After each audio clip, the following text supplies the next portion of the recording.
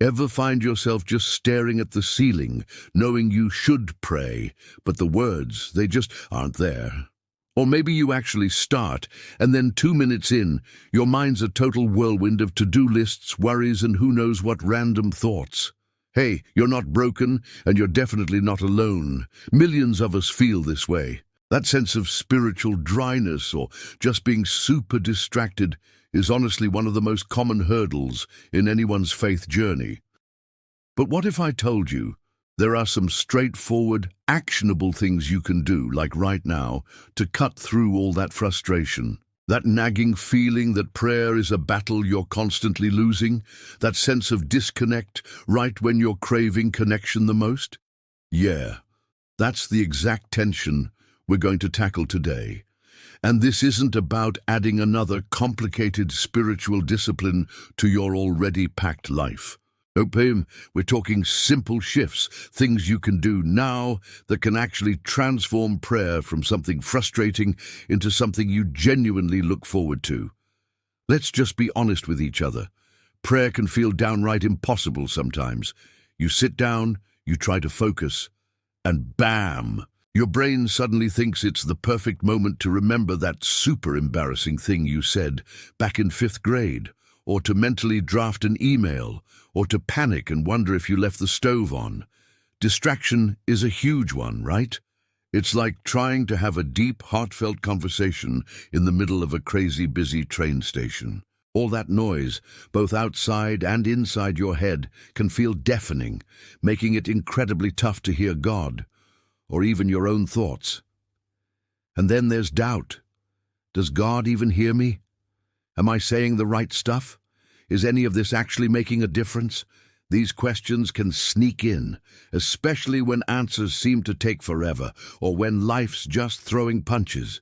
It's so easy to feel like your prayers are just hitting the ceiling and bouncing right back.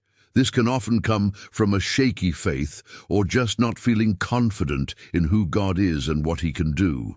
Oh, and let's not forget about that sheer lack of motivation, or what some folks call spiritual dryness.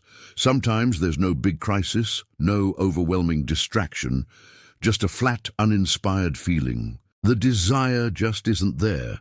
It feels like a chore, another thing on the to-do list that you're failing at. This can be fueled by being tired, super busy, or even unconfessed stuff in our lives that creates a bit of a barrier. And honestly, the weight of unanswered prayers can also leave you feeling pretty disappointed and hesitant to even try again. This whole cycle of distraction, doubt, and feeling unmotivated can leave you frustrated, guilty, and ultimately disconnected. You want to connect, you know. It's important, but the act of praying itself feels like this massive uphill battle, a constant struggle. It can make you want to just give up altogether, and then you miss out on the peace, guidance, and relationship that prayer is meant to bring. But what if the road to a more fulfilling prayer life is not about magically becoming a perfect prayer warrior overnight? What if it's more about embracing small, deliberate actions that you can take right now? Today, we are going to unpack 6 do this now strategies to help you bust through these common barriers and maybe even rediscover the possibility, and yes, even the joy, in prayer. 1. Now, create a tiny, dedicated anchor point. First thing you can do, like right now, or at least plan to do sometime today, is to create a tiny, dedicated anchor point for prayer. This is all about being intentional with your space and time, even if it's in a really small way. You know, the idea of finding an hour of perfect silence can feel so overwhelming that we just end up doing nothing. So instead, think small. What's one specific spot, no matter how humble, you could set aside? Maybe it's a particular chair, a little corner in a room, or even a specific spot on your commute, if you're not driving, obviously. Having a designated prayer space can be really valuable. It doesn't need to be a fancy chapel. It just needs to be a mental cue. I heard someone mention they use their car during their lunch break or a quiet corner in the office. And what about time? Don't aim for an hour if that feels impossible right now. How about 5 minutes? Can you set an alarm for just 5 minutes to start? The key here, especially when you're struggling, is consistency over quantity. Apostle Joshua Selman mentions that while the value of prayer isn't solely in how long you pray, timing is a discipline that helps. He even suggests using an alarm clock, no shame in that, to build that discipline. You could try pairing this tiny time slot with a habit you already have, like when you have your morning coffee or right before you go to bed. This is about building a rhythm, creating a small, consistent habit that signals to your mind and spirit, okay, this is prayer time. Often, the enemy of consistency is that feeling that we have to do something huge and monumental. But by creating a tiny anchor point, a specific, even if very brief time, and a simple, accessible place, you lower that barrier to entry. It's less intimidating, it's doable, and that's the first step to making prayer feel a whole lot less impossible. To you now, name the noise, then nudge it away. Okay, so you've got your tiny anchor point. You sit down, and then the mental circus begins. This is where our second do this now strategy comes in. Name the noise, then nudge it away. Distraction is probably the most universal prayer challenge. Your mind will wander. That's pretty much a given. The secret isn't to achieve a perfectly empty mind, because, let's be real, but to learn how to respond when the noise pops up. First, name it. When a distracting thought comes along, your grocery list, a worry about work, some random memory, just silently acknowledge it. Ah, there's the grocery list thought. Or, yep, that's my anxiety about tomorrow's meeting. This simple act of naming creates a tiny bit of distance between you and the thought. You're observing it instead of getting swept away by it. Some say the first few minutes of prayer can be spent just addressing these distractions, kind of like clearing the air. Then gently nudge it away. Don't get mad at yourself for being distracted. That just adds another layer of internal noise and frustration.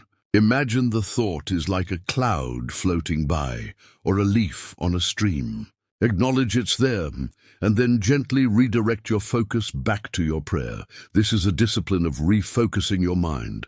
Some people find it super helpful to have a parking lot, just a notepad, where you can quickly jot down any urgent to-dos that pop into your head. That way, you free your mind to return to prayer, knowing you can deal with them later. Visual aids or even writing your prayers down can be powerful tools here too. If your mind is noisy, giving it something concrete to focus on, like the words you're writing or a specific verse, can really help anchor your attention. Some people even find that praying aloud helps them concentrate. The goal isn't to eliminate distractions entirely. That's a pretty tall order in our busy world. It's to develop a gentle, persistent practice of returning. Each time you nudge your focus back, that's a small win. 3. Now, shift from perfect to present. This next strategy is a really crucial mindset shift. Now, shift your focus from trying to have perfect prayer to simply being present. So much of our frustration with prayer comes from these unrealistic expectations we put on ourselves. We think it needs to be eloquent, deeply spiritual every single time, last for an hour, and be completely free of distraction. And when it inevitably isn't all those things, we feel like failures. But what if prayer is much more about presence than perfection? What if it's just about showing up as you are in that moment? God isn't looking for a flawless performance.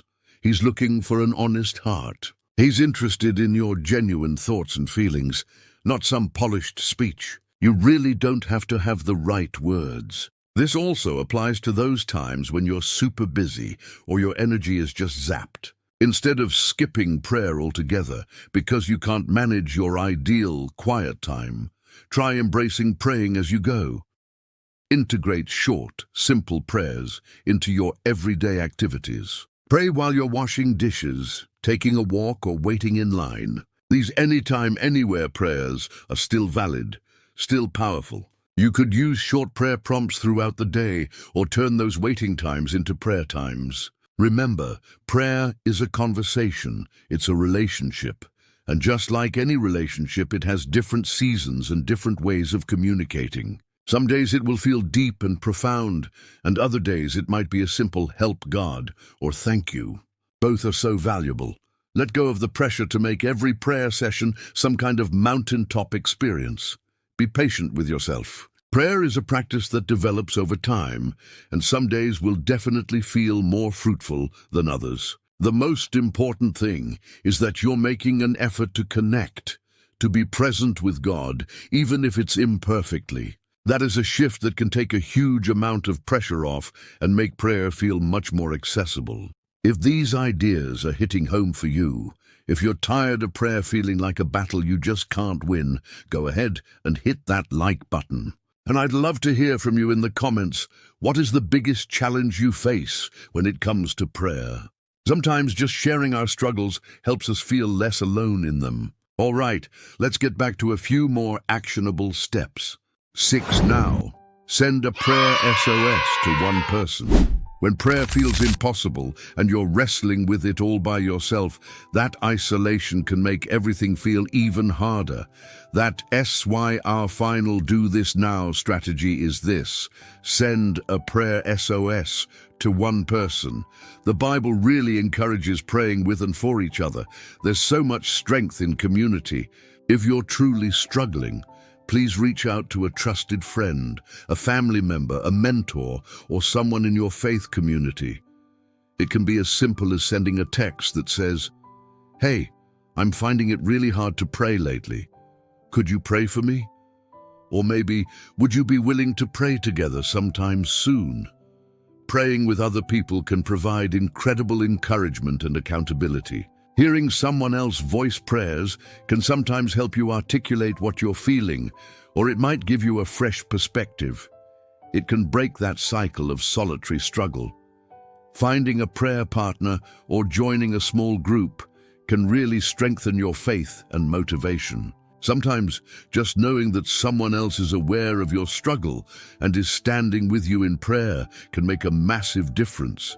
It can lessen the burden and remind you that you're not the only one who finds prayer challenging at times. This isn't a sign of weakness at all.